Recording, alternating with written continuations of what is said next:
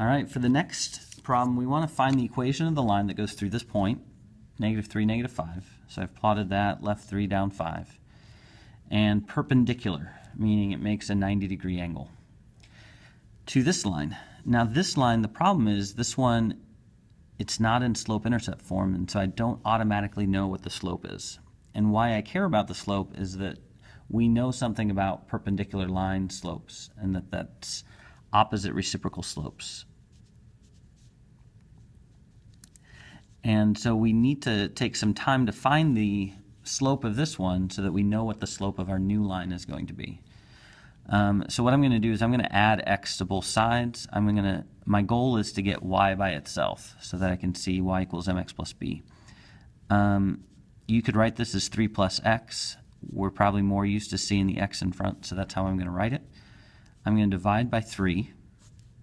And I need to divide everything by 3. It's a lot easier just to think about 3 divided by 3, but every whole piece needs to be scaled down. If you think about there's a 1 in front of the x, and so this is 1/3 x. 1 divided by 3 times x, plus 3 divided by 3 is 1. Now this is the one I care about. This is my current slope is 1/3, my current m.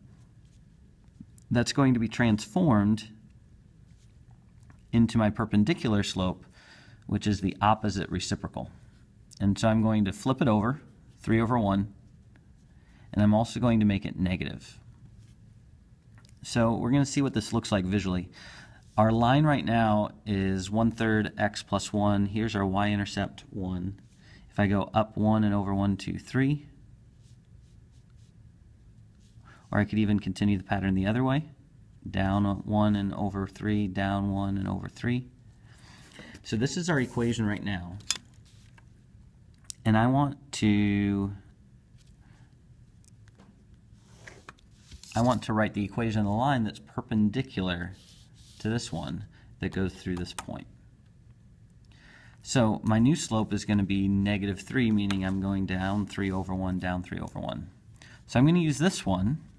Think y equals mx plus b. It needs to go through this x and y, -3, -5, and it has to have this slope of -3.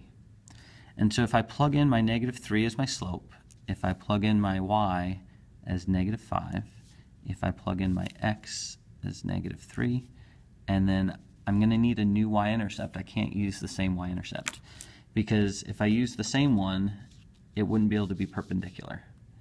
And so I throw it out. -5 equals -3 times -3 is +9. And then I subtract 9 from both sides, and I get my b value of -14. That's my y-intercept. So then y equals my slope, -3x. And I'm not writing over 1 because it's the same thing. -3x minus 14.